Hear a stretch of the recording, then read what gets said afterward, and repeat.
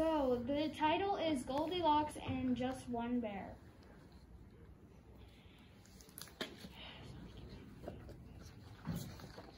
Once upon a time, there was this bear. One minute he was strolling in the woods, all happy-go-lucky.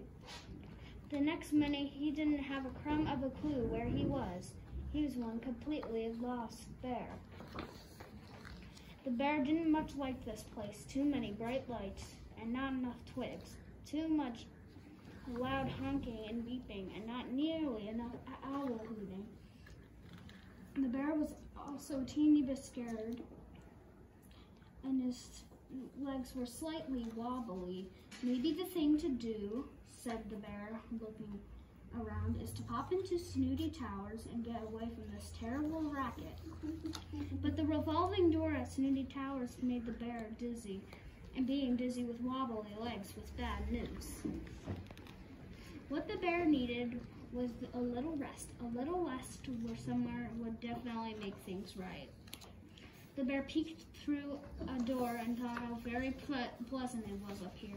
Not nasty, not noisy like down there, said the bear. Just a place for a little rest. All that whooshy traveling was certainly a hungry business. So before his little rest, a little porridge seemed like a good idea. This porridge is too soggy. This porridge is too crunchy. This porridge is a bit on the dry side, but it's better than nothing. Now the bear was ready for his little rest. This chair is too ouchy. This chair is too noisy. This chair is just right. A little rest is nice, but what the bear needed to feel like himself again was a good old-fashioned nap in a comfy bed. This bed is too frothy. This bed is too pink. This bed is just right. And soon he nodded off. The bear dreamed of crunching through the leaves. The bear dreamed of puttering around in his slippers. The bear dreamed of a voice shouting very loudly.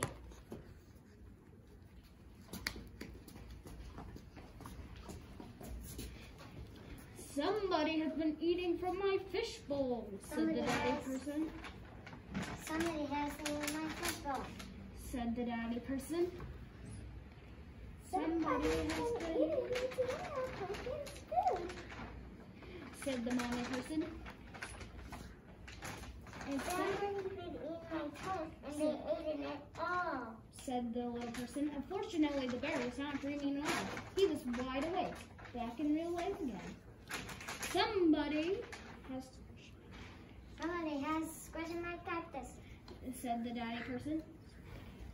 Somebody has upset my dear little pumpkin, said the mommy person. Somebody has been caught my bean bag, said the little person. Somebody has been sleeping in my bath. Somebody has slept in my bath, said the daddy person. Somebody's been sleeping in my pink bed, said the mommy person. Somebody has